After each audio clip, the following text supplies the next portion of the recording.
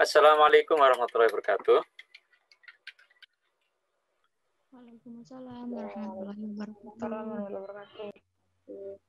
Ya, hari ini kita akan memasuki pokok bahasan kedua untuk mata kuliah kajian agraria. Topik yang akan kita bahas pada pagi ini adalah bagaimana hubungan pola adaptasi ekologis dan keragaman sistem tenurial lokal ya. Jadi saya sangat senang karena urutan kuliah di semester ini kita dapat ekopetan lebih dahulu, sehingga beberapa hari yang lalu Anda sudah mengikuti materi tentang adaptasi ini ya, adaptasi, koadaptasi, suksesi ekologis, sehingga urutan yang pas kemudian adalah ketika di mata kuliah kajak Anda kemudian diajak untuk melihat ya bagaimana adaptasi ekologis yang dilakukan oleh manusia ya pada konteks ekosistem yang beragam itu ya, itu kemudian juga punya pengaruh terhadap keragaman sistem tenurialnya ya. Jadi bukan saja koadaptasi itu menciptakan keragaman agroekosistem, tetapi pada saat yang sama juga kemudian menciptakan keragaman sistem tenurial lokal. Jadi urutannya memang sudah pas, sehingga dengan bekal kuliah ekopetan ya pada beberapa hari yang lalu, saya tidak akan berpanjang lebar lagi untuk menjelaskan pola adaptasi ekologis ini.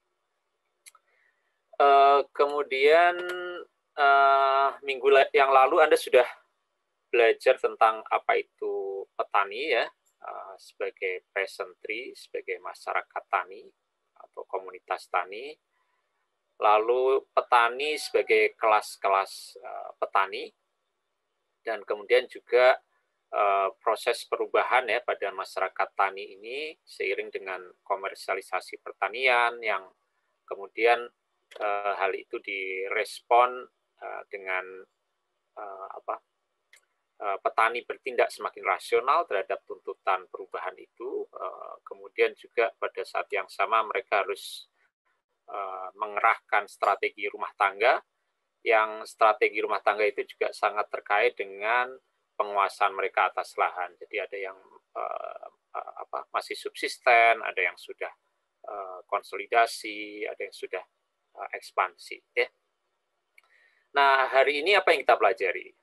Hari ini kita akan melanjutkan pada topik yang sudah saya sampaikan tadi, hubungan antara pola adaptasi ekologis dengan sistem tenurialnya. Ya. Nah, kita akan mulai terlebih dahulu dengan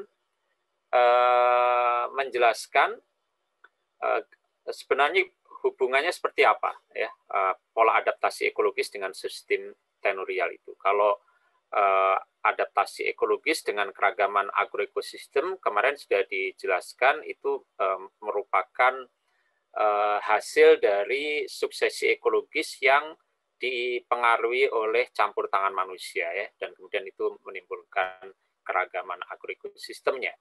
Nah, pada kuliah kali ini juga akan ditunjukkan bagaimana keragaman sistem tenurial itu juga sangat terkait dengan pola adaptasi ekologisnya ya.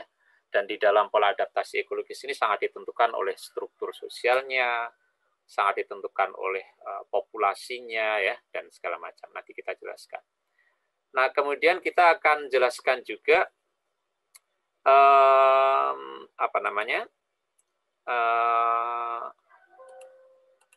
kita akan jelaskan juga bentuk-bentuk adaptasi ekologisnya ya, dan pengaruhnya pada sistem tenurial itu baik di Jawa maupun di luar Jawa ya. Kenapa kok kemudian Jawa dan luar Jawa ini diangkat? Karena memang ini punya karakteristik yang sangat berlainan ya, baik dari sisi adaptasi ekologisnya maupun kemudian sistem tenurialnya. Dan itu tentu sangat terkait dengan perbedaan ekosistemnya, kepadatan populasinya, struktur sosialnya, dan segala macam. Nah, terakhir kita akan sampaikan mengenai kompleksitas sistem tenurial lokal ya yang ada di Indonesia ya. Sama dengan kuliah yang lalu, ada sangat banyak sekali ragam agroekosistem. Begitu juga sistem tenurial itu juga sangat beragam di Indonesia. Dan ini kita perlu tahu ya. Jadi bukan hanya tahu dari sisi tampilan fisiknya ya, tampilan fisiknya bisa kita lihat ya, landscape-nya, apakah itu sawah, apakah itu kebun, apakah itu ladang ya. Tetapi juga di balik tampilan fisik itu ada sistem tenurialnya ya, dan sistem tenurialnya itu juga sangat beragam seiring dengan keragaman agroekosistemnya ya. Dan kita perlu tahu itu karena ini menjadi tantangan sangat besar juga bagi Indonesia ya, sebagai negara yang sangat majmuk. Nah baik, kita mulai dari topik pertama mengenai pola adaptasi ekologis dan sistem tenurial. Jadi bagaimana kita memahami hubungan ya antara dua hal ini. Bagaimana pola adaptasi ekologis itu kemudian juga bisa berpengaruh kepada sistem tenurial. Nah, sebelum mulai masuk pembahasan itu, ini sekilas mengenai pengertian apa itu land tenure. FAO mendefinisikannya sebagai hubungan ya, baik yang ditentukan secara legal, maksudnya oleh hukum negara, atau secara adat ya, maksudnya norma-norma masyarakat lokal ya. Hubungannya antara siapa ya? Hubungannya antara orang-orang, baik individu maupun kelompok dalam kaitannya dengan tanah ya. Jadi orang-orang itu bisa individu ya, jadi kepemilikannya atau hubungannya itu bersifat individual. Bisa juga kelompok kalau hubungannya itu terkait dengan tanah tadi itu bersifat komunal misalnya, atau bersifat kolektif ya. Kolektif tidak mesti komunal ya. Kolektif itu bisa pemilikan bersama oleh koperasi misalnya ya. Jadi itu kan kolektif ya, tetapi tidak komunal yang dalam arti adat itu ya.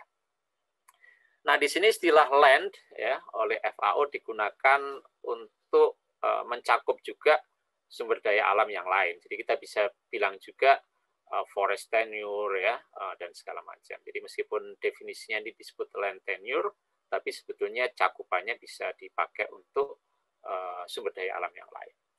Nah, kemudian FAO juga menjelaskan bahwa land tenure ini merupakan suatu institusi ya. Jadi merupakan aturan-aturan yang ditemukan oleh masyarakat atau diciptakan oleh masyarakat untuk mengatur perilaku mereka ya.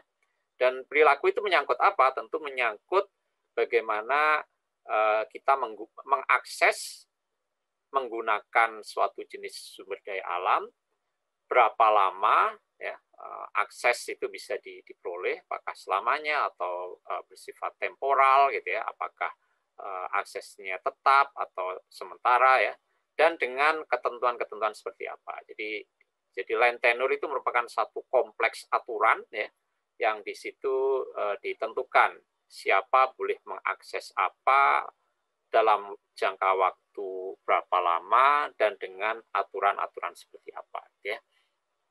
Jadi itu pengertian land tenure. Nah, ternyata nanti kita akan lihat bahwa land tenure ini juga sangat dipengaruhi oleh konteks ekosistemnya.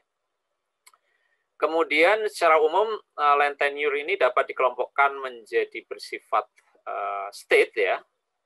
Kalau tadi dia legally defined ya, jadi ditentukan oleh negara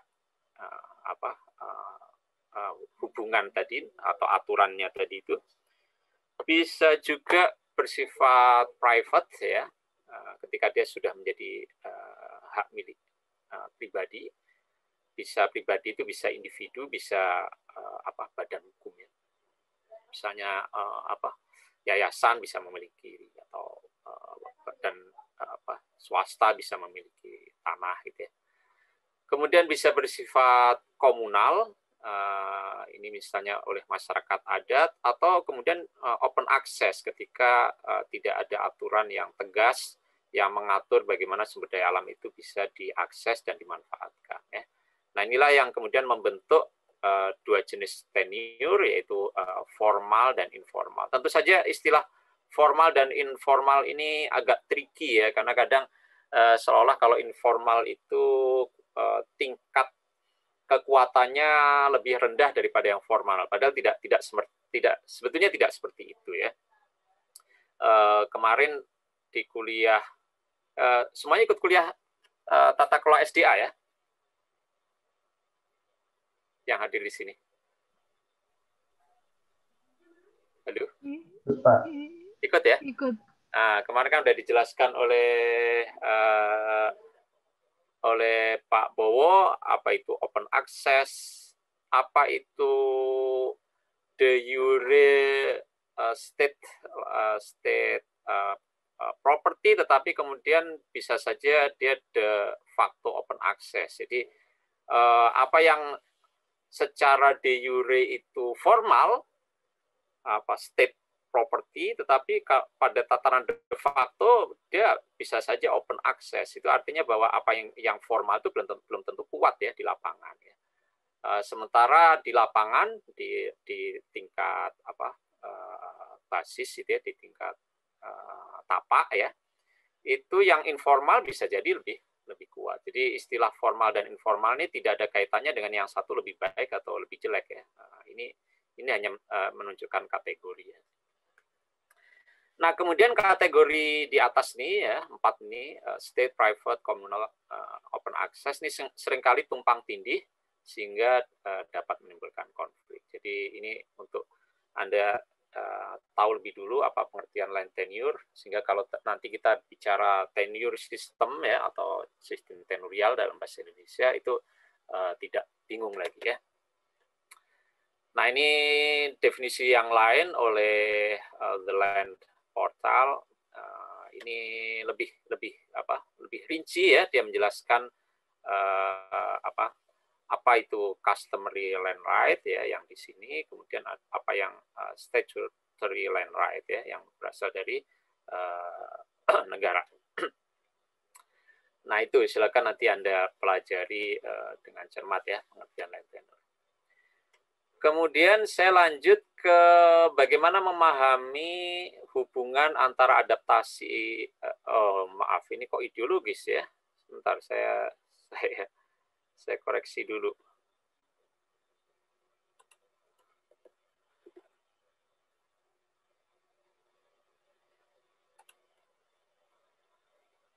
Sudah kelihatan lagi? Sudah, Pak. Sudah ya? Sudah.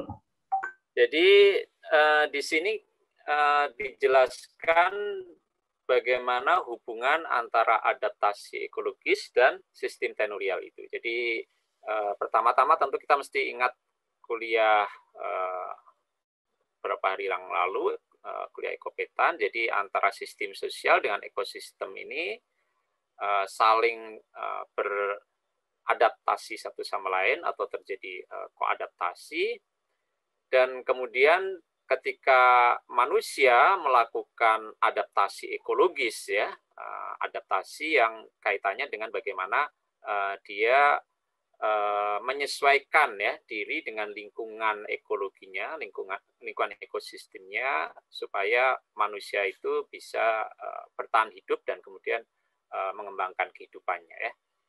Nah, kemudian di dalam hubungan antara sistem sosial dengan ekosistem ini, ketika manusia mulai melakukan adaptasi ekologis, ini ditentukan oleh tentu saja komponen dari dua sistem itu. Pertama tentu ditentukan oleh komponen ekosistemnya. Jadi kalau ekosistemnya itu daerah dataran tinggi misalnya ya, pasti pola adaptasinya akan berbeda jika ekosistemnya itu wilayah pesisir dan kelautan misalnya, atau wilayah gambut misalnya. Jadi tentu pertama-tama akan sangat ditentukan oleh ekosistemnya. Apakah tanahnya subur atau tidak, apakah sistem pasokan airnya cukup atau terbatas ya. Itu semuanya akan menentukan bentuk pola adaptasinya.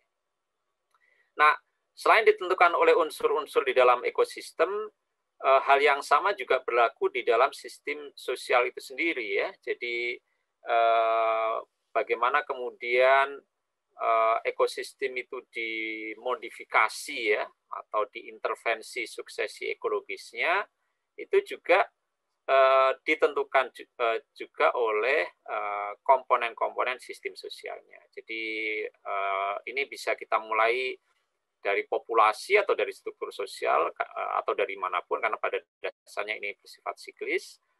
Misalnya saja kalau kita mulai dari struktur sosial misalnya ya, struktur sosial di Jawa yang sangat hierarkis itu tentu akan berbeda dengan struktur sosial di luar Jawa yang tidak terlalu hierarkis. Jadi kalau kita ingat di kuliah ekopetan yang lalu, tahap perkembangan peradaban manusia mulai dari yang pemburu meramu sampai kemudian ladang berpindah sampai kemudian agraris lanjut ya yang sangat intensif.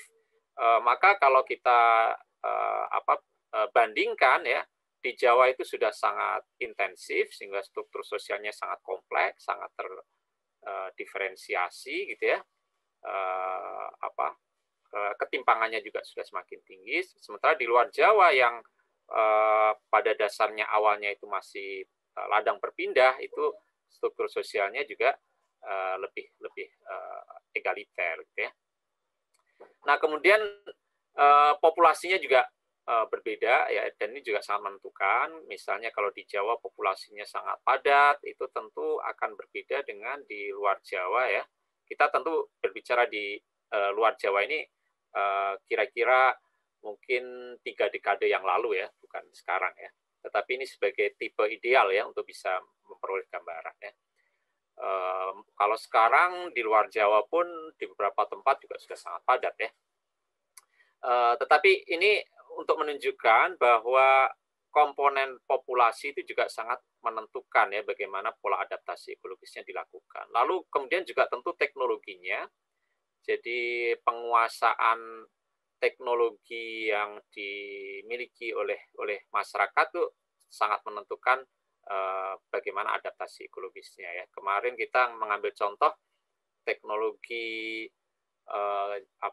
jaring apung ya, seperti itu ya, kemudian diganti dengan teknologi yang lain ya.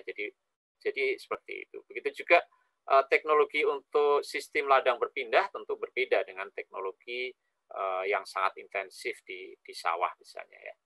Dan kemudian ini tentu saja menentukan ideologinya ya, maka kemudian norma-normanya itu sangat berlainan. Kemudian kenapa di luar Jawa itu identitas masyarakat adat itu ya, itu lebih banyak ya ketimbang di Jawa misalnya ya, karena faktor ini ya, ideologi ini ya.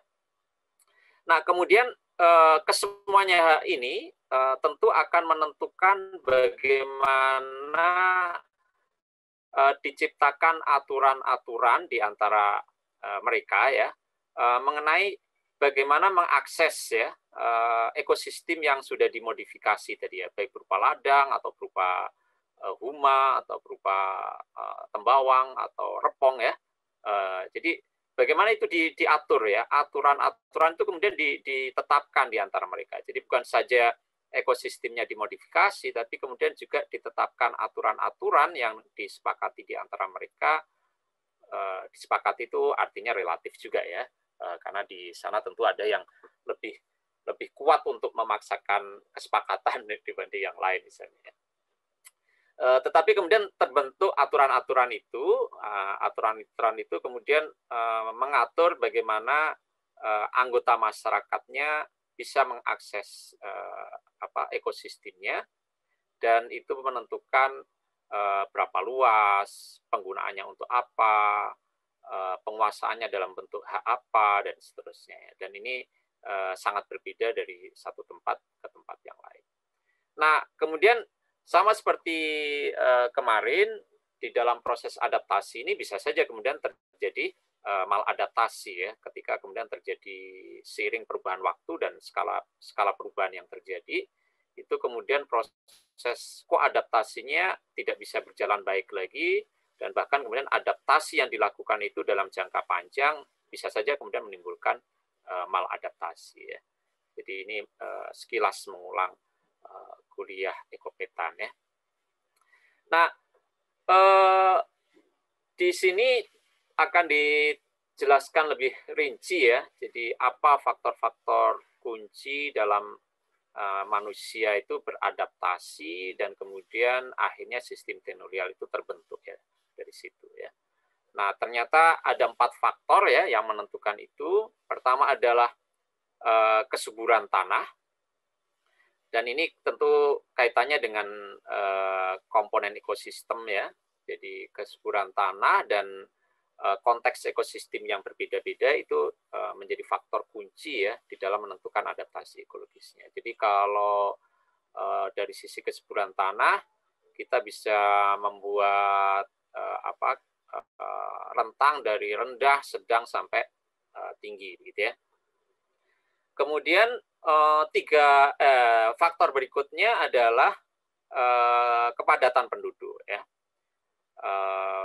Tentu ini tabel yang sangat disederhanakan ya. Jadi tentu kalau kita bicara mengenai faktor dari sisi ekosistem tentu banyak, tetapi kita ambil saja kesuburan tanah. Lalu dari komponen sistem sosial kita ambil saja populasinya ya, kepadatan penduduk. Padahal di dalam sistem sosial kan ada ideologi dan segala macam seperti tadi. Tetapi kalau kita fokus di kepadatan penduduk saja, maka kita bisa membuat satu kontinuum ya, dari yang kepadatannya rendah ya di luar Jawa sampai yang kepadatannya tinggi ya seperti Jawa, Madura, Bali. Lalu tentu ada in between ya, ada yang sedang ya. Dan ini tentu ada kontinuum karena kemudian seiring dengan perubahan ya, ini juga makin mengarah padat ya sekarang ya, termasuk di luar Jawa. Nah, kemudian 2 faktor ini akhirnya akan menentukan pola adaptasi pada sistem pertaniannya ya. Jadi pada agroekosistemnya ini akan sangat dipengaruhi oleh interaksi 2 hal tadi ya. Nah, dan di sini kita bisa membuat 2 kutub ya, dari yang ekstensif sampai yang intensif ya. Yang pola ekstensif itu seperti perladangan ya, perladangan itu sifatnya ekstensif. Apalagi kalau peradangannya bersifat shifting ya, berpindah ya, berrotasi ya. Lalu di kutub yang lain ini yang sudah sangat intensif. Ini yang kita sebut tahap perkembangan peradaban agraria lanjut ya. Ya di sini nih ada sawah ya, ada hortikultura ya. Nah, jadi ini pola adaptasi ekologis yang kemudian mewujud di dalam agroekosistem yang berlainan ya. Apa yang disebut sebagai pertanian ekstensif tentu bervariasi dari satu tempat ke tempat lain, tergantung dari konteks ekosistemnya. Apa yang disebut sebagai pertanian intensif juga bervariasi. Sawah di Jawa, Jawa Tengah dengan Jawa Barat saja sudah beda. Jawa dengan Bali sudah beda. Bali dengan kemarin itu NTT ya, Manggarai ya, itu sudah berbeda ya, dan itu terlihat dengan jelas dari bentuk sawahnya ya kalau di Manggarai. Nah jadi interaksi 2 faktor di atas ini sangat berpengaruh kepada sistem pertanian yang diciptakan atau agroekosistemnya ya. Nah kemudian terakhir yang juga kemudian diciptakan oleh manusia, bukan saja dia mengintervensi suksesi ekologis ya sehingga menghasilkan sistem pertanian yang beragam ini, tetapi juga kemudian manusia menciptakan sistem tenurial yang beragam juga ya. Dan itu menggambarkan 3 hal tadi itu ya. Jadi kalau rendah ya kesuburannya, lalu kepadatan penduduknya juga rendah dan pola pertanian yang ekstensif, maka sistem tenurialnya biasanya sangat kompleks ya. Karena ekstensif itu berarti ada banyak sekali kombinasi ekosistemnya itu dikombinasi agroekosistemnya itu melibatkan kombinasi macam-macam, ada ladang, ada ini dan itu gitu ya, ada agroforest, ada savana dan segala macam, sehingga itu juga membuat sistem tenurialnya cukup kompleks. Dan kemudian communal right-nya juga sangat dominan karena penduduknya rendah. Jadi kebutuhan tenaga kerja itu menuntut bentuk-bentuk pengorganisasian tenaga kerja yang sifatnya lebih kolektif ya, karena penduduknya rendah, pertaniannya ekstensif, agroekosistemnya sangat beragam, dan bagaimana itu bisa diatasi semuanya, maka bentuk-bentuk komunal yang paling. Ayo diapain? Diapain? Siapa ini yang bocor nih? Baiklah, jadi begitu. Jadi ketika konteksnya demikian ya, kesuburannya rendah, lalu kepadatan penduduknya juga rendah, dan pertaniannya ekstensif, maka sistem tenurialnya juga kemudian lebih kompleks dan bentuk haknya itu lebih banyak bersifat komunal. Ya. Sebaliknya, ketika sudah makin intensif,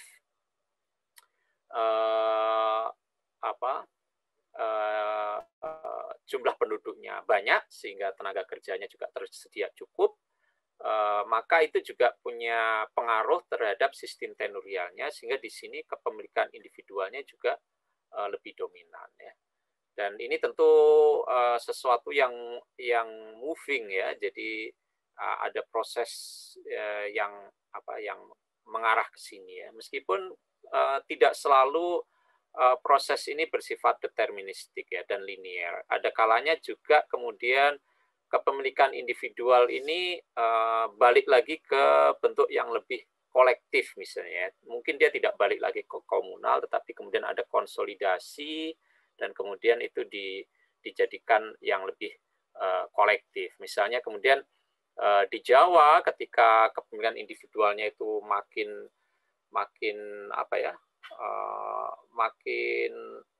intensif gitu ya, kepemilikan makin intensif, dan kemudian seiring proses fragmentasi lahan makin kecil-kecil gitu ya, sawahnya itu kan nggak efisien ya, kalau diusahakan itu nggak menguntungkan karena antara modal dengan hasilnya tidak seimbang karena terlalu kecil.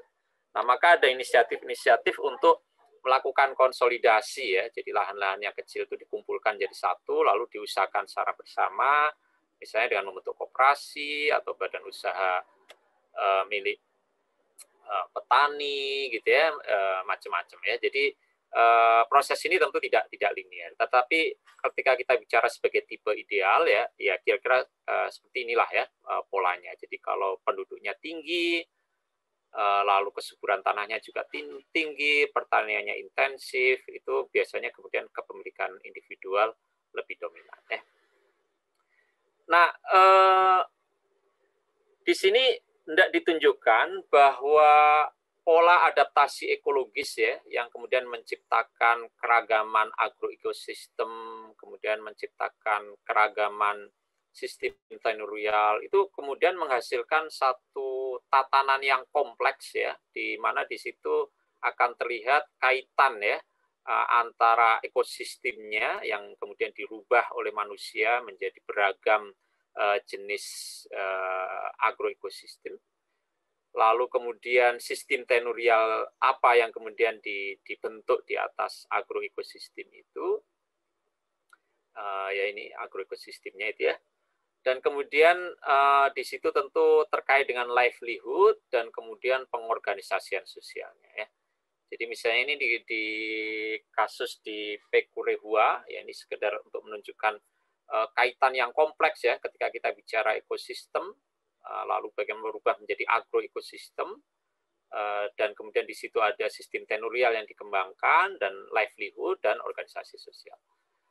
Nah, di Pekurehua, ini di dataran tinggi Napu, di Kabupaten Poso, Sulawesi Tengah. Ini lokasi penelitiannya Pak Satyawan Sunito ya. Saya pernah ke sini juga, tetapi ini bukan daerah penelitian saya, jadi saya tidak terlalu fasih menjelaskan ini. Tetapi di sini, di wilayah dataran tinggi ini, kemudian masyarakat mengembangkan agroekosistem yang sangat beragam ya. Di sini Anda bisa melihat ada kebun-kebun ya, sebagian ditanami kakao, lalu ada padi yang sudah beririgasi ya, semi teknis ya. Tetapi juga di sana masih ada perladangan berpindah ya.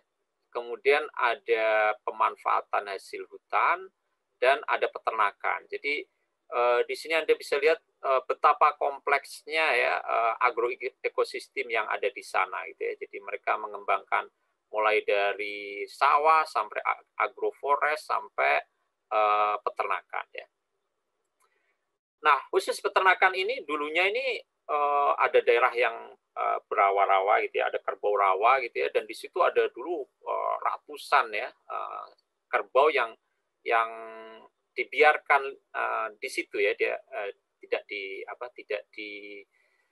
dikandangkan ya, dibiarkan bebas gitu ya. Dan sistem peternakan ini sifatnya sebetulnya tertutup ya, karena sebagian besar kerbau yang ada di situ itu adalah milik dari bangsawan ya.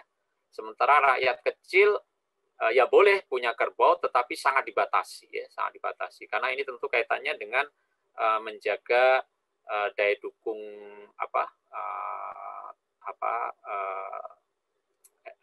habitatnya kerbau itu ya, supaya tidak overgrazing.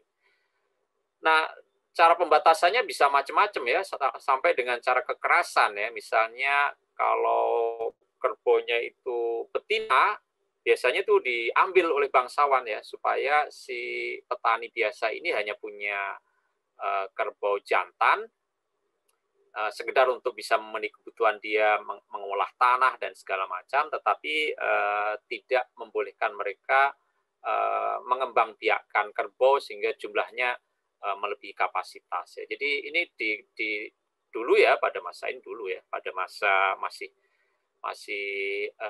kerbau masih banyak ya di era kolonial dan sebelum kolonial ya. Seperti itu ya gambarannya. Tapi ini sekedar untuk menunjukkan bahwa beragam sekali agroekosistemnya, dan kemudian juga itu tentu memberikan sumber nafkah yang juga sangat beragam. Ada sumber pangan yang diperoleh dari situ, lalu ada protein hewani dari berburu di hutan ya, ada macam-macam ya, termasuk mereka juga punya kerbau ya. Dan karena di sana kerbau itu sangat bernilai tinggi, itu kemudian menjadi semacam, kalau kita punya emas ya sebagai tolak ukur ya, kalau kita memperhitungkan nilai sesuatu kan kemudian kepada emas. Kalau uang kan mata uang kan sangat fluktuatif ya. Nah, jadi di sana ukurannya itu adalah kerbau. Jadi itu kemudian digunakan untuk menentukan nilai mahar ya. Nilai mahar seseorang tergantung apakah dia bangsawan atau tidak. Itu kemudian dinilai dengan berapa banyak kerbau yang harus diserahkan ya sebagai mahar. Meskipun sekarang maharnya tidak lagi dalam bentuk kerbau itunya sendiri, tapi bisa diuangkan ya. Tetapi tolak ukurnya tetap kerbau ya, berapa kerbau ya, 11 kerbau, 15 kerbau, dan atau 2 kerbau, itu tergantung lapisan sosial si mempelai itu ya, mempelai perempuan. Begitu juga kalau denda adat ya, denda adat itu juga dihitung dengan kerbau. Nah,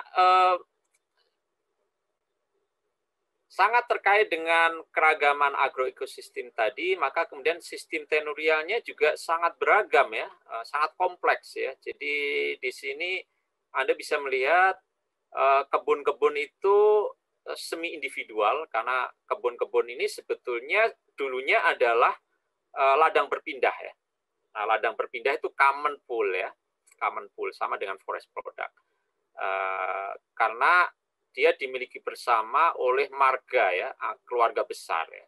Tetapi kemudian ketika lahan yang dulunya shifting cultivation ini ditanami oleh kakao, maka dia mengalami proses individualisasi. Jadi kemudian ini sebetulnya proses transisi nih ya, dari sini kemudian ke garden yang sudah semi individual, Dan nanti pada akhirnya makin lama menjadi individual gitu ya, karena sudah ditanami kakao berarti dia sudah tanaman tahunan ya. Dan karena ada investasi tenaga, ada investasi modal di situ yang itu bersifat menetap ya, beda kalau ditanami pangan ya yang musiman, maka ini kemudian semakin mengarah pada sistem tenurial yang individual. Jadi ada transisi dari common kemudian semi individual dan pada akhirnya individual. Nah, yang sudah individual itu adalah sawah ya, karena sawah sifatnya tetap ya. Dia tidak berotasi dan diusahakan secara terus-menerus, sehingga ini kemudian menjadi individual. Lalu animal husbandry ini seperti saya sampaikan tadi, dia sifatnya tertutup karena sangat dibatasi akses untuk mengusahakan peternakan ini ya, mengembangbiakkan ini oleh aturan-aturan adat yang ditetapkan oleh bangsawan. Nah, jadi seperti itu ya. Dan ini semuanya berdiri di atas kawasan ulayat ya, garden, irrigated rice field dan seterusnya. Nah, kemudian ini sangat mempengaruhi teknologinya, sistem sosialnya, nilai-nilai ideologinya dan segala macam. Jadi misalnya di sini ada indigenous knowledge ya. Jadi indigenous knowledge kan sebetulnya adalah teknologi tepat guna yang dikembangkan oleh masyarakat dari proses co-evolution dan co-adaptation yang lama ya. Jadi mereka punya indigenous knowledge. Indigenous knowledge itu kemudian dikukuhkan juga melalui ritual, budaya, event-event sosial, ya, ada festival dan segala macam ya, untuk memperkuat itu, memperkuat solidaritas dan segala macam. Dan ini kemudian menghasilkan apa yang disebut sebagai organisasi produksi robo ya. Saya tidak bisa menjelaskan lebih detail ya, karena ini satu disertasi sendiri kalau bicara ini. Dan pada akhirnya ini memapankan stratifikasi sosial, ini ada tipe ya, F yang ada di situ ya. Nah, ini sekedar untuk menunjukkan pada Anda semua bagaimana kalau kita lihat tabel ini sebetulnya kalau kemudian dilihat pada kenyataannya, tabel ini kan simplifikasi ya dan abstraksi ya. Tetapi kalau kemudian ini dilihat pada kenyataannya, maka inilah yang terjadi ya. Jadi di situ sangat terlihat sekali kaitan yang kompleks ya antara ekosistem ya, agroekosistem, kemudian sistem tenurial, sistem livelihood dan organisasi sosialnya. Oke, sampai di sini ada pertanyaan. Karena sebetulnya ini masih pada pembahasan konseptualnya. Nanti kita baru masuk ke perbandingan antara Jawa dan luar Jawa. Kalau bagian pertama ini lebih bersifat konseptual, Anda ditunjukkan apa faktor-faktor untuk memahami kaitan agroekosistem dengan sistem tenurial dan bagaimana kompleksitasnya seperti yang ada di bagan ini. Ada pertanyaan? Pak, sedikit Pak. Iya, silakan. Penjelasan Zakon, Pak Zakon. Penjelasan sederhana dikit Pak, semi individual tuh kayak gimana sih Pak? Oh iya, baik. Jadi seperti tadi saya sampaikan, common pool ini kan milik bersama. Dan milik bersama itu tentu ada level-levelnya. Nanti kita akan sampai di sini pada pembahasan ini ketika sudah sampai contoh-contohnya ya. Jadi yang disebut common pool itu bisa saja aksesnya untuk seluruh anggota komunitas itu. Jadi tidak ada batasnya ya. Misalnya menjadi sumber daya alam yang bisa diakses oleh seluruh anggota komunitas itu.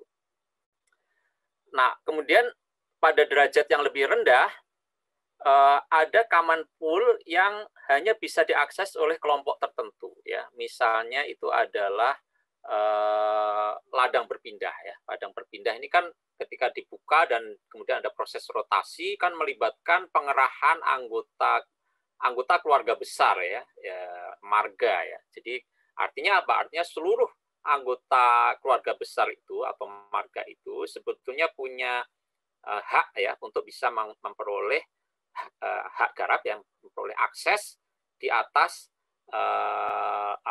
lahan yang pernah dibuka atau sedang digarap ya, karena kan berpindah-pindah ya. Jadi dia common pool, tetapi tidak lagi terbuka untuk semua anggota komunitas, tetapi hanya terbuka bagi anggota marga itu. Anggota marga yang lain punya tempat yang berbeda ya, karena mereka tentu membuka ladang berpindah di tempat yang lain. Jadi ini semakin terbatas ya sifatnya common pool. Nah, begitu juga yang sifatnya common pool pada kelompok ini makin lama kemudian juga makin eksklusif ya, ketika sudah mulai terjadi transisi ya, dan di sini transisinya terjadi ketika dari ladang berpindah, di sana disebut OMA ya, itu kemudian berubah menjadi pampa ya, garden ya, jadi agroforest ya, ketika lahan-lahan OMA tadi dikonversi dari sebelumnya itu untuk tanaman pangan, untuk padi ladang ya, kemudian dijadikan kebun pampa tadi ya, pampa yang ditanami dengan kakao ya. Nah, di sini Anda melihat proses terjadinya individualisasi, dan tentu di sini ada proses transisi, tidak langsung kemudian menjadi individual ya. Jadi ada proses transisi. Nah, proses transisi inilah yang melalui tahap semi individual ya. Jadi mungkin saja di dalam semi individual itu beberapa rumah tangga bekerja sama untuk membuka kembali bekas ladang yang sudah ditinggalkan, sudah diberakan itu ya, OMA tadi itu, dan kemudian ditanami kakao secara bersama-sama ya, karena ini tentu membutuhkan tenaga kerja yang banyak ya, membuka semak belukar, sebagian sudah menghutan gitu ya. Jadi di sini tentu ada kerjasama beberapa rumah tangga ya. Jadi mereka membukanya bersama-sama, ditanami, lalu kemudian dibagi ya, ada plot-plotnya. Jadi ada proses seperti itu ya, makanya disebut sebagai semi individual ya. Nah, makin lama kalau kemudian kebunnya ini sudah jadi ya, akhirnya menjadi individual ya. Sekarang sih sudah menjadi individual ya. Tetapi ada proses transisi itu ya. Nah, kemudian seperti tadi saya sampaikan, yang sudah individual itu sejak lama ya sawah itu. Kira-kira begitu. Jadi ini menunjukkan bagaimana sistem tenurial lokal itu sangat beragam meskipun di tempat yang sama ya. Gitu ya. Baik, Pak. Terima kasih, Pak. Ya, baik. Baik, kita lanjutkan ke topik berikutnya. Nah, kita sekarang masuk ke contoh-contoh ya, perbandingan bagaimana adaptasi ekologis di Jawa dan luar Jawa dan bagaimana itu pengaruhnya pada sistem tenurialnya. Nah, untuk memulainya, ini ada tabel untuk mengkontraskan ya antara Jawa dan luar Jawa. Di sini kita lihat bagaimana struktur sosialnya itu sangat berbeda, dan kita tahu di awal tadi bahwa struktur sosial ini sangat berpengaruh, dia menjadi salah satu faktor ya di dalam membentuk pola ekologisnya ya, pola adaptasi ekologisnya, dan itu yang kemudian membentuk agroekosistem. Nah, struktur sosial di Jawa seperti tadi sudah disampaikan, penduduknya sangat padat. Lalu sistem kelembagaannya sudah sangat rigid ya, jadi sangat rigid ya, sudah lama terbentuk desa, sistem pemerintahannya sudah sangat mapan, bahkan jauh sebelum era kolonial ya, karena sudah menetap ya. Berbeda dengan di luar Jawa yang masih berpindah-pindah begitu ya. Jadi kan kalau berpindah-pindah tentu mereka nggak punya peluang untuk membentuk sistem sosial dan kelembagaan yang rigid ya. Desanya juga masih sangat ya tidak mapan seperti di Jawa ya. Lalu sistem hierarkisnya kuat ya, jadi stratifikasi petani kaya dan petani gurem itu sangat kentara kalau di Jawa, dan bahkan juga kemudian ada stratifikasi sosialnya itu sampai tingkat desa. Jadi misalnya di dalam hierarki kelembagaan tadi itu di dalam sistem feodal ya di Jawa sebelum era kolonial, nanti ini akan ditunjukkan, itu kan ada hierarki, yang hierarkinya itu kemudian sampai bisa terlihat di desa ya, hierarki antara raja dengan bangsawan ya, dan seterusnya, itu hierarkinya itu juga kemudian bisa dilihat sampai di tingkat desa ya, feodalismenya. Nah, kalau di luar Jawa sangat berbeda, penduduknya jarang, lalu mereka sebetulnya boleh dibilang komunitas yang relatif relatif otonom ya, tidak berada di bawah kekuasaan yang hierarkis, dan itu juga dibantu oleh kondisi ekosistemnya ya, yang bergunung-gunung, mereka tinggal di tempat yang terpisah-pisah, jadi kekuasaan yang sangat sentralistis itu tidak mudah dilakukan, karena untuk mengontrol mereka itu juga sangat sulit gitu ya. Itu sebabnya ketika Belanda datang ya, pemerintah kolonial mulai masuk, salah satu cara untuk bisa mengontrol mereka itu ya, untuk bisa menciptakan kekuasaan yang hierarkis itu adalah dengan memindahkan penduduk itu ya, yang penduduknya banyak yang berpindah-pindah karena ladang berpindah itu, dan kemudian mereka tinggal biasanya di wilayah yang sulit dijangkau ya, itu kemudian oleh Belanda ya, itu disuruh pindah semua, dipindah ke lokasi-lokasi yang mudah dikontrol, diawasi dan dikendalikan ya, biasanya di wilayah dataran rendah ya, semula di gunung-gunung ya, mereka dipindah. Nah, karena itu penduduk di luar Jawa kedudukannya lebih bebas ya, karena tidak berada di bawah kekuasaan hierarkis itu ya. Meskipun makin lama kebebasannya ini makin berkurang ya, sejak ada pemerintah kolonial dan kemudian sampai sekarang. Nah, ini ternyata sangat menentukan sistem tenurialnya. Jadi kalau di Jawa dengan penduduk yang padat, tanah terbatas, tetapi tanahnya sangat subur ya, hierarki petani kaya dan petani gurem itu sangat kelihatan gitu ya, seperti di kuliah minggu yang lalu. Itu kemudian akhirnya berkembang sistem penguasaan tanah yang sangat kompleks ya. Ada sewa menyewa, ada gade, ada sakap, ada garap lahan milik orang lain ya, macam-macam ya.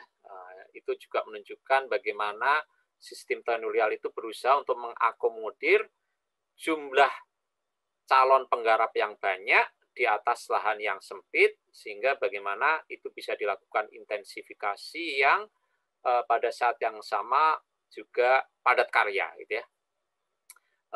Makanya per unit luas lahan dengan jumlah tenaga kerja yang diserap itu di Jawa jauh lebih besar ya. Jadi kalau ukuran produktivitasnya itu bukan dilihat dari hasil panen, tetapi dari seberapa jauh penyerapan tenaga kerja, maka di Jawa itu penyerapan tenaga kerja per unit luas lahan itu sangat tinggi gitu ya. Dari sawah yang kecil itu entah berapa yang bisa diserap ya. Ini kita bicara dulu ya, bukan bicara yang sekarang ya. Kemudian dari unit lahan sawah yang sempit itu berapa banyak yang dapat akses hasil panennya ya. Misalnya ada sistem bawon ya,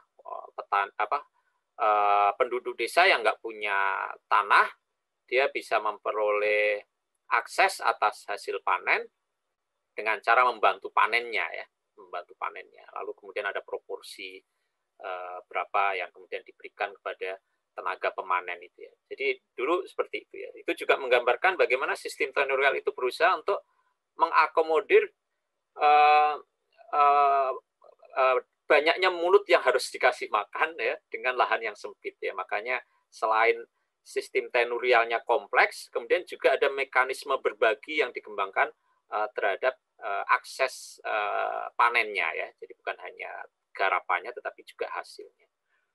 Nah, tapi ini kemudian makin berubah ya ketika revolusi hijau dan segala macam. Kemarin sudah dijelaskan sekilas oleh Pak Satyawan. Lalu sistem pemilikannya itu kalau di Jawa lebih banyak dari bagaimana orang bisa memiliki tanah ya, itu lebih banyak dari transaksi jual beli atau dari warisan ya. Karena memang tidak ada lagi yang bisa dibuka ya, hutannya sudah tidak ada lagi yang bisa dibuka ya. Ya kalaupun dibuka ya sebetulnya sudah istilahnya sudah merambah ya, menyerobot karena sebetulnya itu tidak boleh dibuka lagi ya. Kemudian luas lahan petaninya sempit dan sistem kepemilikannya hak milik individual ya, seperti tadi sudah disampaikan. Nah, ini berbeda dengan di luar Jawa, di mana sistem penguasaannya itu ekstensif ya, karena lahannya masih luas, hutannya masih luas ya. Lagi-lagi ini bicara dulu ya, ini bicara tipologi ya, dan ini mengacu kepada kondisi dulu sebelum ada perubahan. Itu pemilikan lahan diperoleh dengan cara membuka hutan ya. Jadi siapapun yang membuka hutan maka dia memperoleh hak atas tanah di lokasi yang dibuka itu, dan hak itu kemudian turun temurun ya, meskipun sudah ditinggalkan karena ladang berpindah ya, ditinggalkan itu tidak dikategorikan sebagai tanah terlantar di dalam pengertian adat mereka ya, karena ketika ditinggalkan itu dalam rangka untuk memulihkan kesuburannya, dan kemudian setelah rotasinya berpindah dari beberapa tempat, mereka akan kembali ke situ gitu ya. Jadi istilah terlantar itu hati-hati juga kalau diterapkan di dalam konteks masyarakat ladang berpindah. Kemudian sistem kepemilikannya longgar, dalam arti tidak ada klaim eksklusif ya, yang seperti hak milik individual, tetapi lebih bersifat common pool gitu ya. Dan kalaupun ada klaim eksklusif itu hanya pada ladang yang sedang digarap ya, ladang yang sedang digarap. Jadi kalau sedang digarap tentu orang lain nggak boleh ngambil kan ya, sampai kemudian unsur hara di situ mulai habis ya, karena tidak ada input dari luar ya, hanya mengandalkan di situ. Dan kemudian dia berpindah ya, berpindah. Kalau sudah berpindah berarti klaim eksklusifnya sudah berkurang. Tapi bukan berarti hak marga di atas lahan itu hilang sama sekali ya. Kemudian penguasaan lahannya luas ya dengan sendirinya karena mereka berpindah-pindah. Dan kemudian sistem kepemilikannya bersifat komunal ya, karena untuk mengorganisasikan cara produksi ladang berpindah itu tidak bisa sendirian ya. Seperti kalau kita mengusahakan sawah kan bisa dilakukan oleh satu rumah tangga ya. Kalaupun kekurangan tenaga pada tahap tertentu, misalnya tahap mengolah tanah ya yang sangat sangat berat, itu dia bisa menyewa orang atau menyewa traktor gitu ya.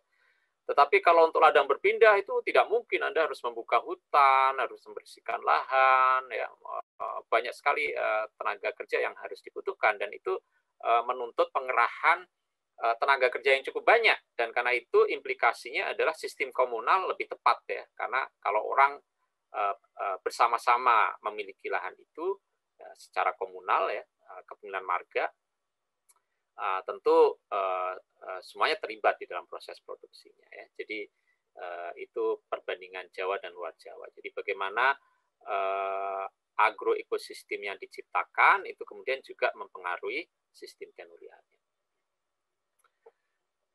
Nah, ini misalnya kalau kita bicara perbandingannya tadi ya, sebetulnya ini sudah sama sebetulnya. Jadi kalau di Jawa itu kepadatan penduduknya tinggi, lalu ada sistem feodalisme dengan sendirinya sistem hierarkinya sangat kuat. Implikasinya adalah penguasaan dan kepemilikan tanah yang tegas. Lalu karena ada kebutuhan untuk menyerap banyak orang di lahan yang sempit, maka kemudian terjadi hubungan patron klien ya antara priayi dan wong cilik ya, karena ini feodalisme. Tetapi juga kemudian di antara warga desa sendiri berkembang pranata-pranata seperti bawon ya dan segala macam ya, supaya orang yang nggak punya tanah sekalipun tetap punya akses atas pangan yang dihasilkan di desa itu ya. Jadi ada bawon. Nah, kalau di luar Jawa, ini kepadatannya rendah, sistemnya lebih egaliter ya, karena tidak ada feodalisme seperti di Jawa. Lalu sistem penguasaan dan kepemilikan tanah tidak tegas, dalam arti tidak bersifat individual ya. Makanya kalau bicara dari sisi rumah tangga itu hak garapnya bisa muter-muter selama masih berada di tanah milik marga keluarga besarnya itu ya, karena ini kan kaitannya dengan ladang berpindah. Kemudian ini punya implikasi kepada sistem pertaniannya ya, agroekosistemnya. Jadi kalau di Jawa ini sesuai dengan konteks ekosistemnya, ini kemudian yang berkembang adalah sawah, baik yang irigasi maupun tak ada hujan, pertaniannya intensif, dan kemudian cenderung monokultur dan komersial. Kemudian kalau di luar Jawa itu ekstensif pertaniannya, kemudian bentuknya adalah perladangan berpindah, dan juga penggembalaan ya, seperti tadi dicontohkan di Pekurehua ya, di Napu. Nah, ini juga punya implikasi kepada sistem tenurial ya, seperti tadi disampaikan. Jadi kalau di Jawa cenderung penguasaan dan kepemilikannya tegas ya, dan individual. Sementara kalau di luar Jawa cenderung longgar ya, karena banyak yang berdiri common pool ya. Common pool-nya ada yang pada level komunitas seperti hutan, ada yang pada level marga ya, seperti OMA ya, ladang berpindah itu, dengan sistem yang komunal. Nanti kita akan jelaskan bahwa sistem komunal itu sebetulnya sangat kompleks, karena unit sosial di dalam sistem komunal itu ternyata juga berjenjang ya, meskipun tidak feodal ya dibanding di Jawa, tetapi bukan berarti tidak ada hierarki juga, ada juga ya. Nanti akan kita lihat bagaimana kemudian sistem komunal itu tidak tunggal, karena ada hierarki. Misalnya kalau kita bicara nagari ya, di nagari itu ada jorong dan segala macam ya, ada kaum ya, sehingga komunalnya itu ada pada level mana ya. Nah itu nanti sangat kompleks, nanti kita jelaskan. Nah ini untuk menunjukkan di Jawa ya, ini di Jawa bagaimana struktur yang sangat feodal itu kemudian juga sangat berpengaruh kepada sistem tenurialnya ya. Jadi di sini kita melihat bagaimana raja itu adalah penguasa tanah ya. Jadi seluruh tanah itu pada dasarnya milik raja. Lalu raja kemudian bisa mendistribusikan tanah itu sebagai tanah lungguh ya, artinya tanah sebagai sumber pendapatan atau gaji bagi para bangsawannya ya, bagi para pejabat yang membantu raja itu ya. Nah itulah yang disebut sebagai patuh. Jadi patuh ini kemudian memperoleh jatah lahan ya dari raja sebagai imbalan atas pengabdian dan kesetiaannya kepada raja ya. Jadi itu disebut sebagai patuh ya. Dan itu tanah itu kemudian menjadi sumber pendapatan, tentunya sumber ekonomi ya. Istilahnya bisa macam-macam ya, bisa palungguhan dan segala macam.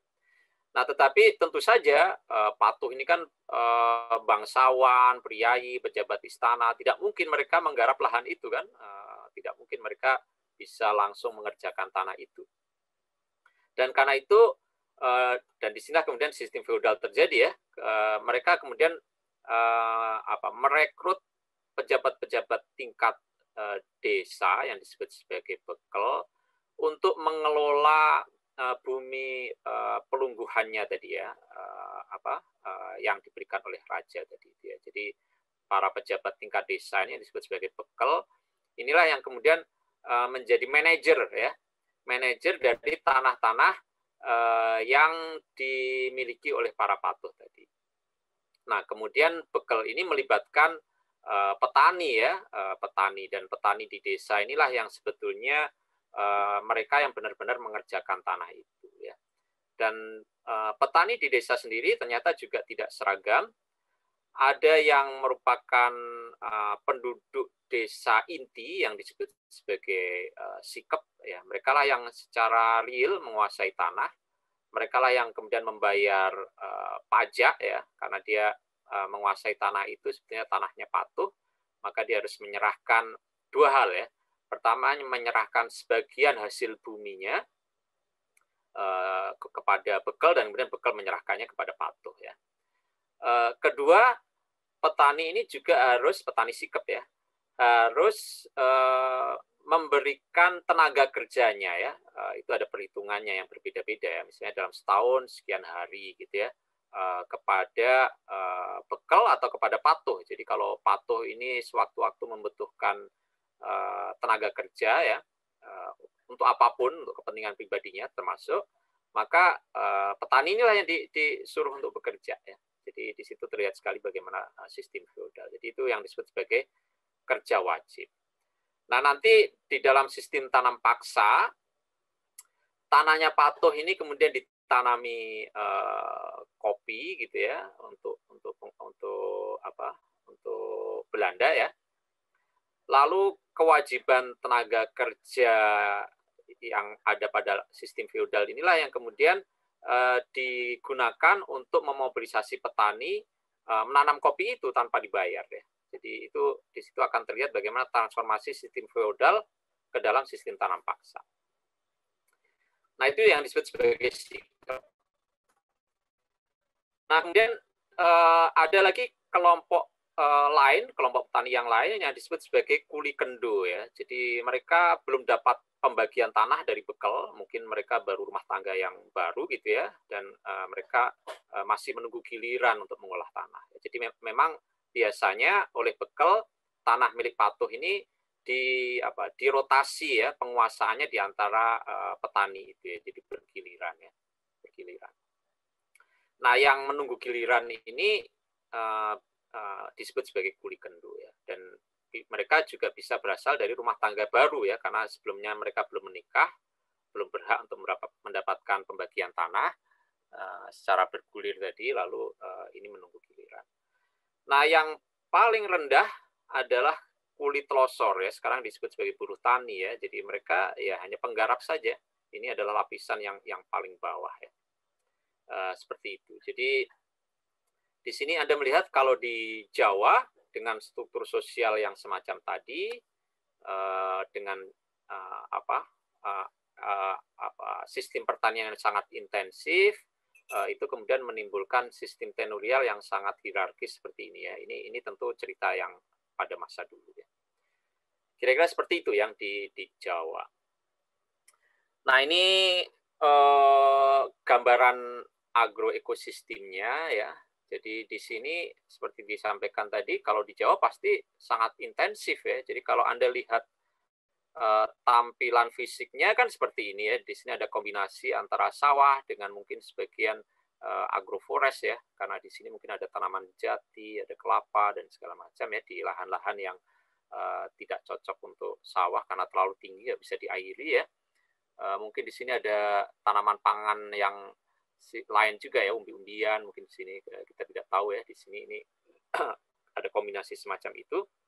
Tetapi selain tampakan fisik ini, kalau Anda telusuri sistem tenurialnya, pasti di sini sangat individual ya, seperti tadi ya, dan kemudian ini mungkin juga ada pola-pola patron klien yang sangat rumit gitu ya, kalau Anda telusuri lebih lanjut di sini. Jadi jangan hanya terkecoh pada keelokan alamnya ya, tetapi bisa jadi di balik keelokan alam ini, atau dalam istilah di Belanda dulu indimoe ya, Hindia yang elok, yang cantik gitu ya.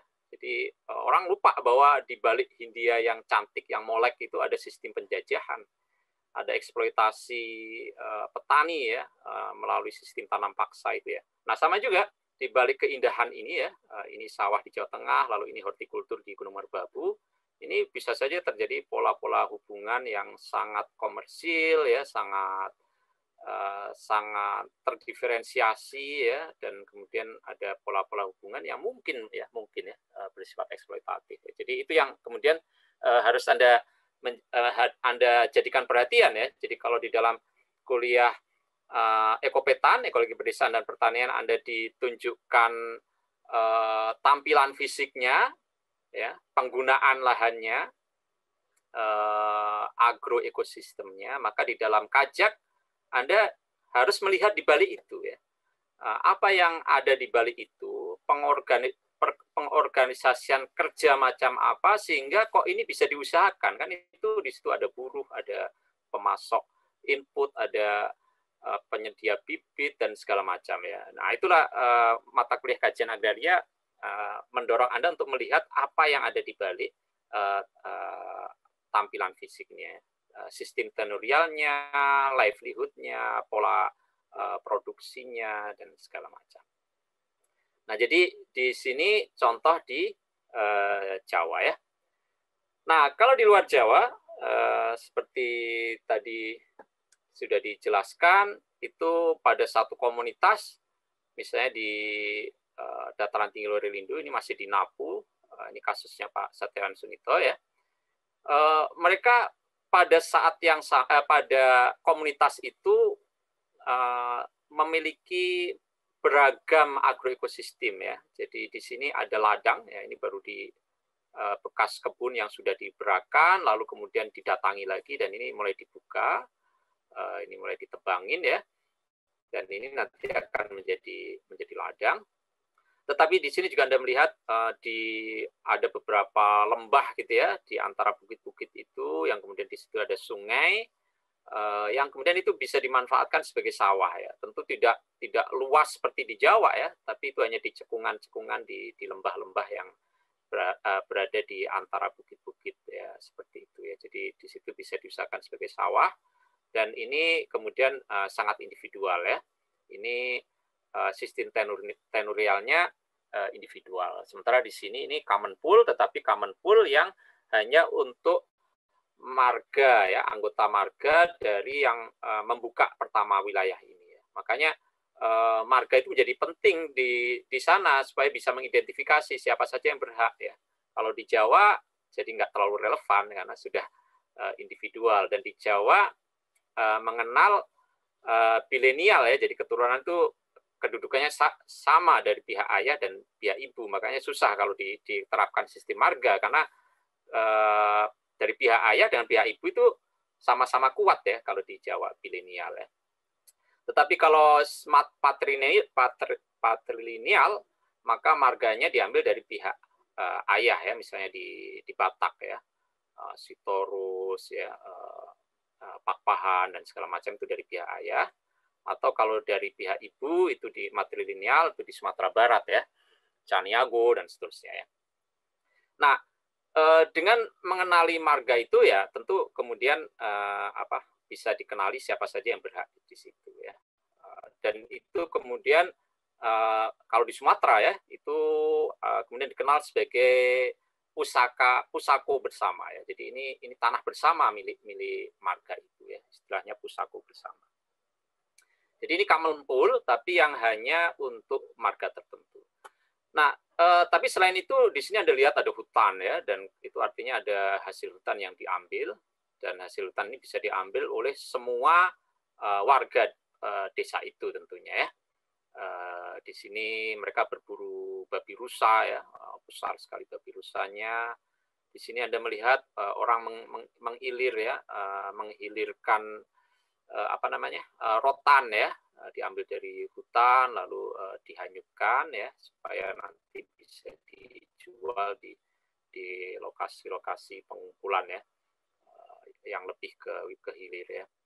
Jadi sangat ekstensif ya, dan kemudian di sini ada kombinasi antara hak milik individual lalu common pool yang terbatas pada marga tertentu, tetapi yang ada juga yang berlaku untuk seluruh common pool untuk seluruh warga desa. Nah, ini contoh lain sistem ekstensif yang di Lampung ya, ini Repong Damar. Jadi ini di Ekopetan sudah dijelaskan oleh Bu Melani ya, damar yang ditanam itu, dan inilah suksesi ekologisnya ya. Jadi ini suksesinya dilihat dari atas ke bawah ya. Jadi pada awalnya mereka membuka sebagian ya dari kawasan hutan ya, lalu ditanami tentu awalnya dengan tanaman pangan. Kemudian setelah itu mereka mulai menanam tanaman tahunan ya. Di sini mulai ada kopi dan sebagian damar ya. Nah, sementara ini kemudian mulai tumbuh, mereka membuka yang baru ya, yang semula di sini masih hutan, dibuka, lalu ini ditanami dengan tanaman pangan ya. Kemudian di sini kemudian juga mulai ditanami kopi dan damar ya. Nah, yang di sini sudah mulai besar ya. Nah, seiring waktu yang tersisa, hutan primer yang tersisa ini pun kemudian ditebang untuk jadikan tanaman pangan. Yang ini sudah mulai tumbuh, yang di sini sudah lebat ya. Dan pada akhirnya inilah yang terjadi ya. Jadi karena suksesi ekologisnya berbeda-beda, maka Anda lihat di sini sudah tinggi, di sini sudah agak tinggi, di sini masih sedikit lebih rendah ya. Jadi seperti itu sehingga kemudian terjadilah seperti ini ya. Dan ini tentu juga sistem tenurialnya kemudian bersifat komunal ya, karena untuk memobilisasi tenaga kerja bisa melakukan semuanya ini nggak mungkin kan oleh rumah tangga. Ini harus oleh kelompok besar ya, oleh marga-marga tertentu. Dan karena itu penguasaan Repong Damar ini juga sifatnya komunal oleh marga ya. Nah, itu perbandingan ya antara Jawa dan luar Jawa. Anda ditunjukkan bagaimana faktor-faktor yang berbeda di Jawa dan luar Jawa dari sisi kepadatan penduduk, kesuburan tanah ya, itu kemudian mempengaruhi agroekosistem yang kemudian dikembangkan, dan dari situ juga kemudian mempengaruhi sistem tenurialnya. Ada pertanyaan sampai di sini?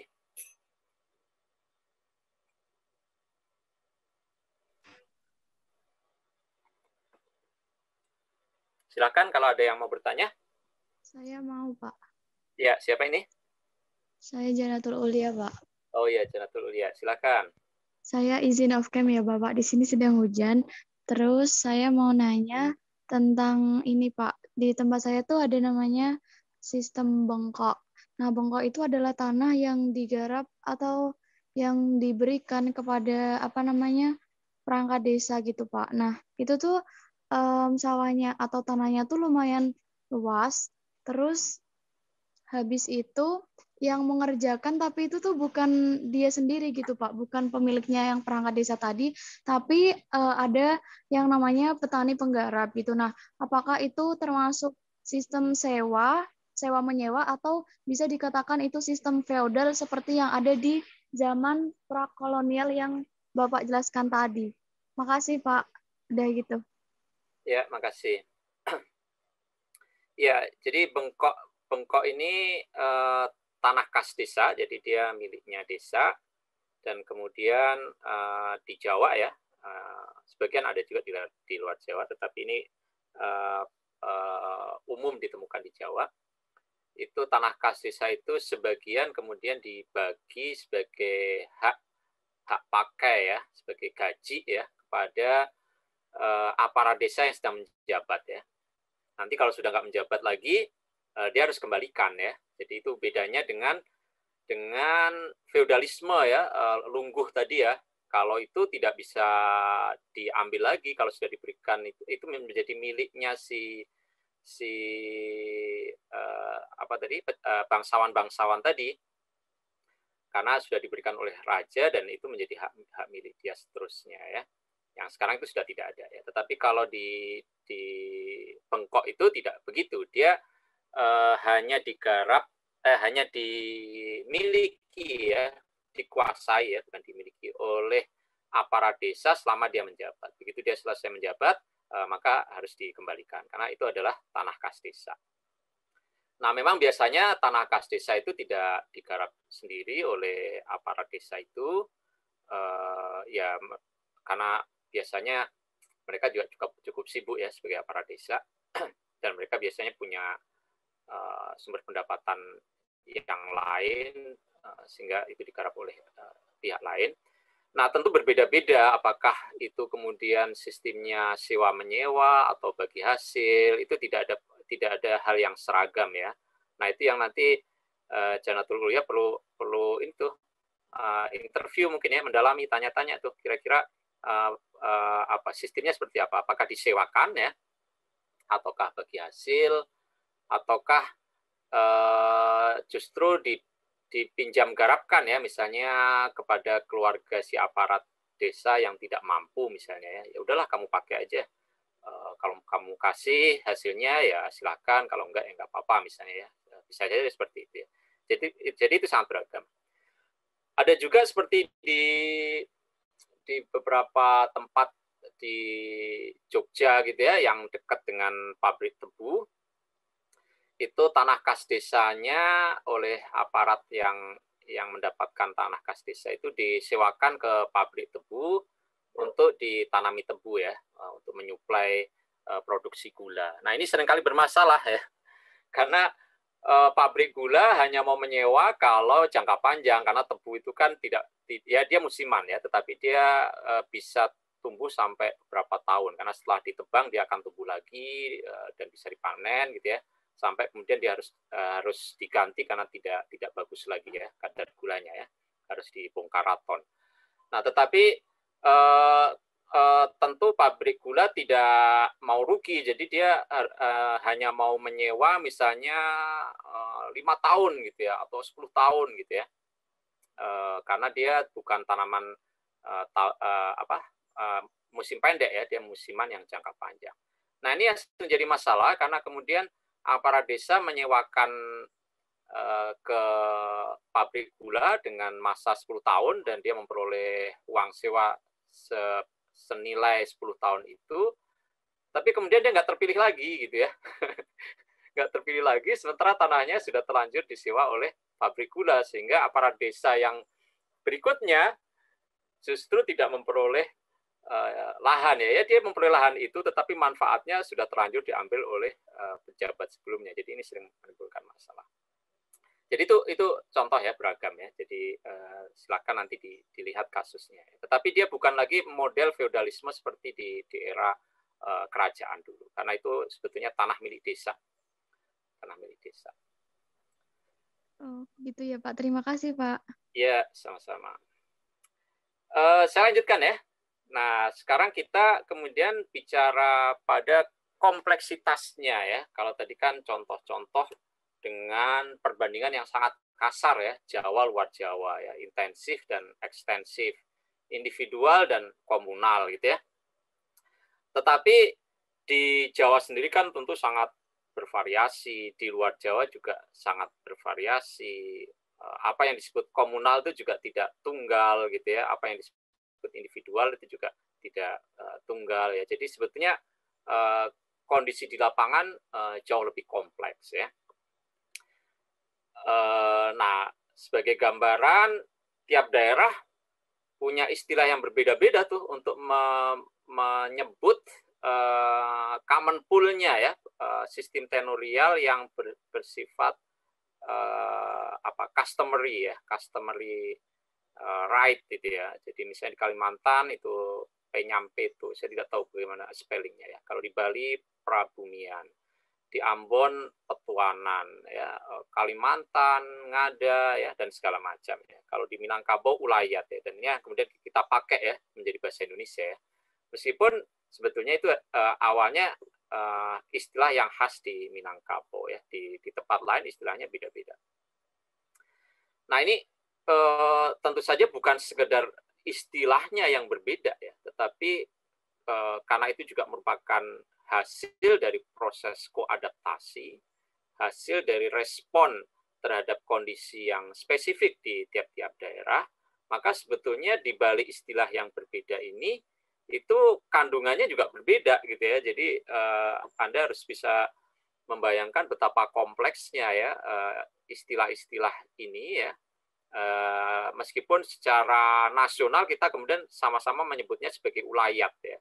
Jadi kalau kita bicara ulayat itu seolah-olah kategori tunggal, padahal bentuk konkretnya di lapangan itu bisa sangat beragam ya. Ulayat di Ambon yang disebut petuanan itu pasti berbeda dengan ulayat di Minangkabau. Ulayat di Sulawesi Selatan yang disebut Limpo itu pasti berbeda dari ulayat di mana misalnya di Buru yang disebut Muru misalnya ya.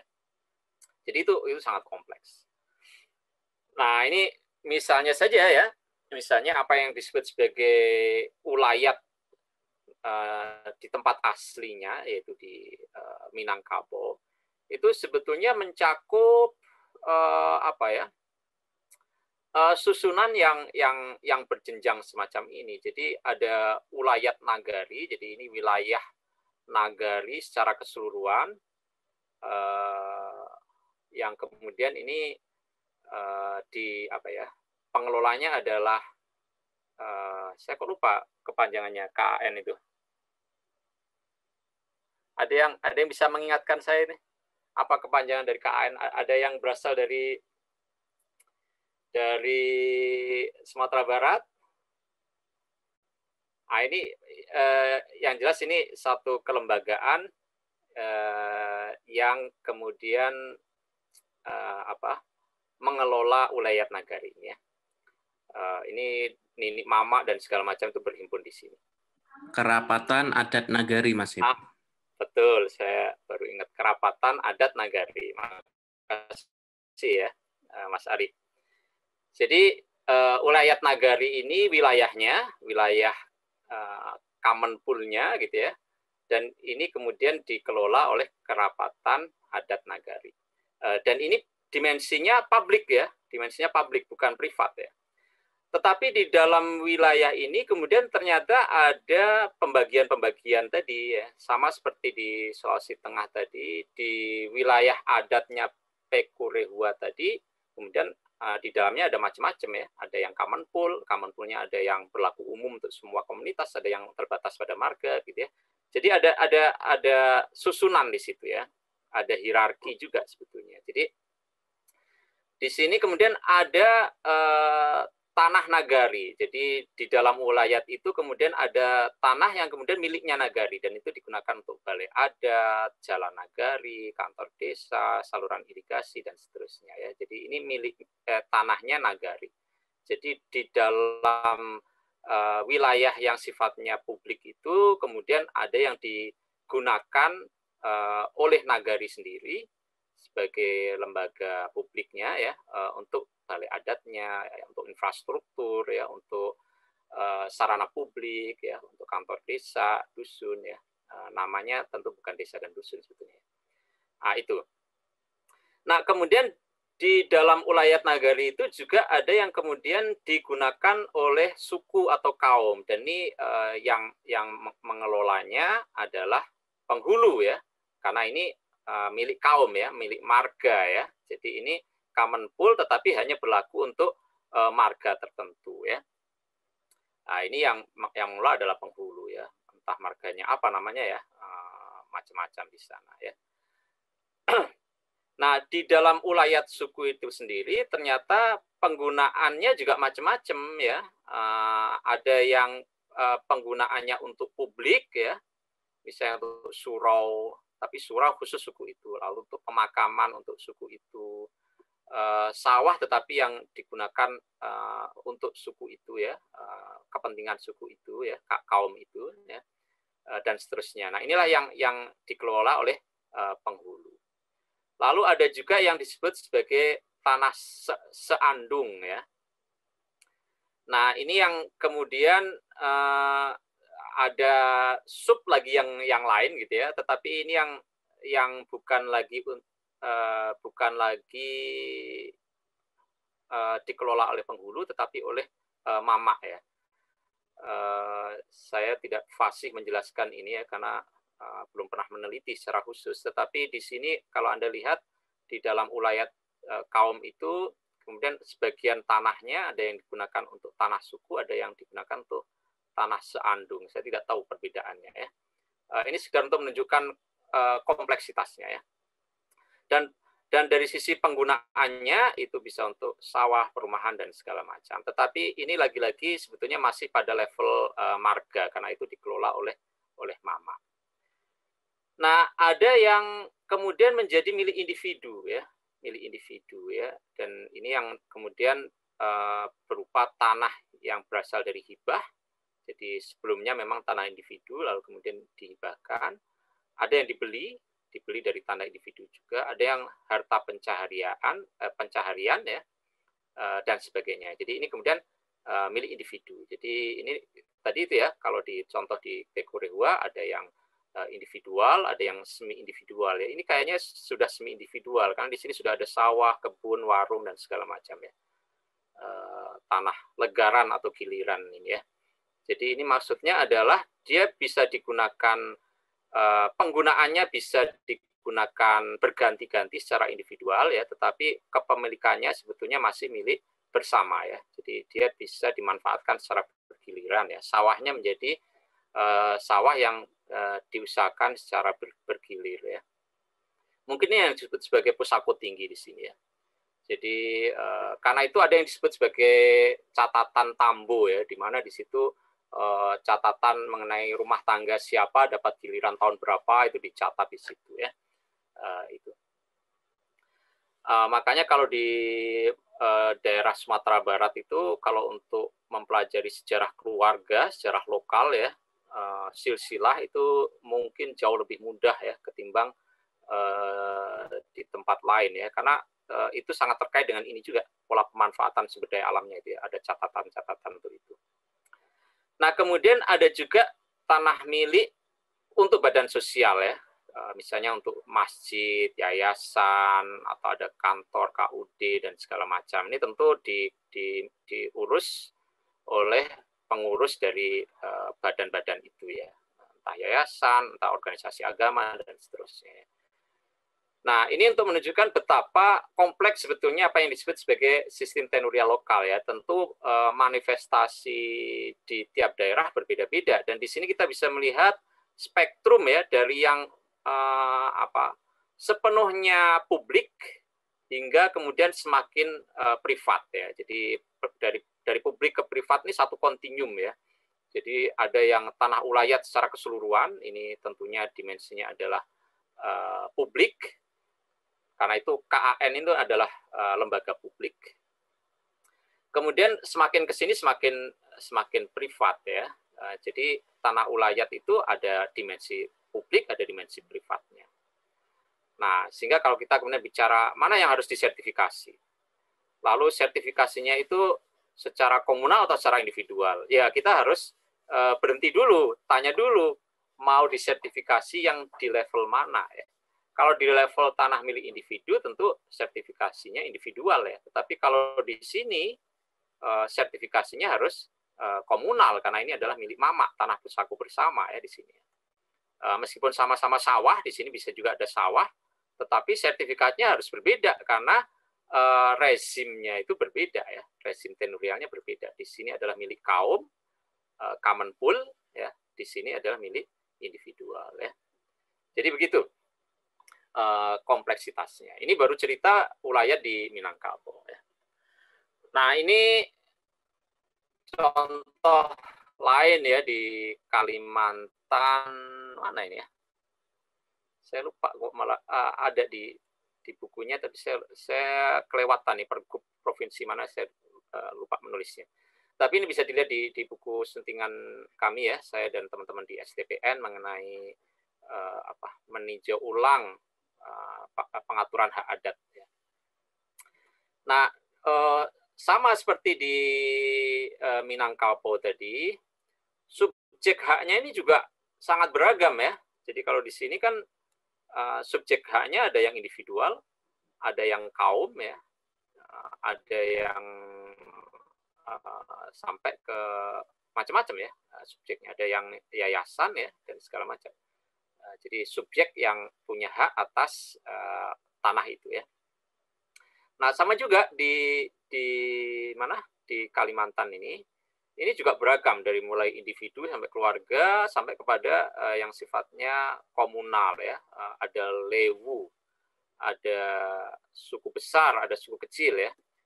Kemudian apakah kepemilikannya itu oleh lewu tertentu atau antar lewu atau pada suku yang lebih tinggi gitu ya. Ini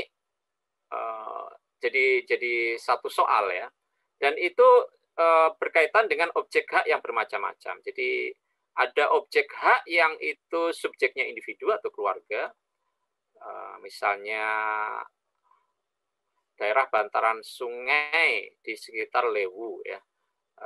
Ini sangat sangat detail karena ini adalah panduan untuk pemetaan partisipatif ya. Makanya sangat detail. Jadi di sini objek haknya sudah langsung dikaitkan dengan penggunaan tanahnya ya, land use-nya ya. Jadi kalau di sini belum ada land use yang detail, baru sawah, kebun, perumahan ya. Tapi di sini sampai ada sungai, ada mata air ya, ada bekas pemukiman, ada pemakaman, hutan larangan, hutan angker, hutan keramat. Jadi bagaimana hutan itu sendiri punya zonasi yang berbeda-beda ya. Ada hutan tempat pembuang sial ya. Jadi di situ kan berarti terlihat sekali ya bagaimana ideologi ya, nilai-nilai itu sangat berperan ya di dalam manusia mengkategorisasi alamnya ya. Jadi ketika manusia mengkategorisasi alamnya itu hubungannya tidak linier ya, itu sangat dipengaruhi oleh ideologinya sehingga kemudian ada kategori hutan yang macam-macam ini ya. Ada kanal buatan, ada danau alam. Jadi objek haknya ini sudah dirinci bukan saja menurut siapa yang menguasai, tetapi juga bentuk-bentuk penggunaan lahan dan zonasi tata ruangnya ya. Dan kemudian subjeknya siapa. Pertanyaannya kemudian dengan keragaman objek hak dan subjek haknya, lalu jenis haknya seperti apa ya? Apakah individual, apakah komunal? Kalau komunal itu komunal pada kelompok mana ya? Apakah pada lewu atau suku dan macam-macam ya? Jadi ini Anda lihat di sini betapa rumitnya begitu ya sistem tenurial kita gitu ya. Dan inilah yang invisible ya, yang tidak terlihat oleh negara ya. Negara itu menganggap ya semuanya ini sama gitu ya, kategorinya hanya ulayat gitu saja. Tetapi sebetulnya pada ulayat itu sangat beragam. Jadi ini invisible di mata negara. Dan karena ini invisible di mata negara, maka problem merekognisinya jadi sangat bermasalah gitu ya. Jadi sangat bermasalah. Bahkan ketika kemudian ada program RAPS ya, Reforma Agraria dan Perhutanan Sosial, prosedur, aturan administratif, proses melakukan rekognisi itu sangat seragam dan sentralistik gitu ya. Proses inventarisasi, verifikasi, aturan-aturannya dan segala macam itu sangat seragam sehingga membuat bentuk-bentuk yang sangat kompleks di tingkat lokal nih dan bervariasi ini menjadi invisible. Dan ketika ini invisible maka tidak match ya. Tidak match antara kenyataan di lapangan dengan prosedur yang ditetapkan oleh negara. Inilah yang disebut sebagai simplifikasi ya, state simplification, simplifikasi oleh negara ketika dia ingin mengatur ya teritorinya, ingin mengatur orangnya, rakyatnya gitu ya. Jadi ini invisible di mata negara. Nah, Anda yang kemudian belajar kajak ini justru diminta untuk sensitif terhadap ini gitu ya. Nah, keragaman yang lain juga hierarki dari unit sosial pada masing komunitas itu berbeda-beda ya. Dan ini yang kemudian tadi itu susunan masyarakatnya kan beda-beda. Jawa luar Jawa itu berbeda, yang satu feodal, yang lain enggak gitu ya. Tetapi kalau kita lihat lebih dalam, bahkan yang di luar Jawa pun sebetulnya tidak sama ya. Jadi ini kalau semakin ke sini, ini berarti level dari organisasi sosialnya, unit sosialnya itu semakin tinggi. Tetapi ini tidak berarti setiap komunitas itu punya susunan yang sama menyangkut ini. Ada yang hanya punya hanya punya beberapa di antaranya dan tidak punya yang lain. Jadi misalnya kalau kita ambil unit paling besar kan kerajaan, lalu ada ras, lalu ada suku, kemudian ada federasi ya.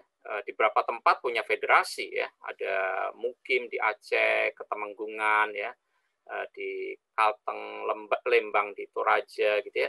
Tetapi di tempat lain nggak punya ini. Misalnya kalau di daerah Sulawesi Tengah ya, yang ladang berpindah tadi nggak punya ini gitu ya. Jadi itu yang berbeda sehingga susunannya juga tidak sama. Lalu ada desa, ada subdesa, ada marga ya, kemudian ada keluarga inti, ada individu ya. Jadi ini hierarkinya beragam, tetapi pada kenyataan konkretnya di lapangan ini tidak semuanya ada, dan kalaupun ada bentuknya bisa berbeda. Jadi itu kemudian juga menyebabkan kerumitannya. Sehingga kalau kemudian kita bicara hak komunal misalnya, komunal pada level mana? Apakah di subdesa, ataukah di marga, ataukah di federasi gitu ya, atau di mana gitu ya? Nah ini yang kemudian harus kita sensitif juga ya, sensitif terhadap bentuk-bentuk penggunaan tanahnya ya, sensitif terhadap subjeknya, jenis haknya, lalu kepada unit-unitnya ini seperti apa gitu ya. Oke, sudah selesai ternyata. Ada pertanyaan? Ini masih ada waktu sedikit lagi. Atau sudah habis sebetulnya ya? Sudah habis. Ada pertanyaan?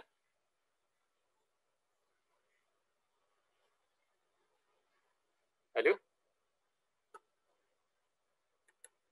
Baik, kalau tidak ada pertanyaan, berarti saya kira cukup sekian. Semoga bermanfaat ya.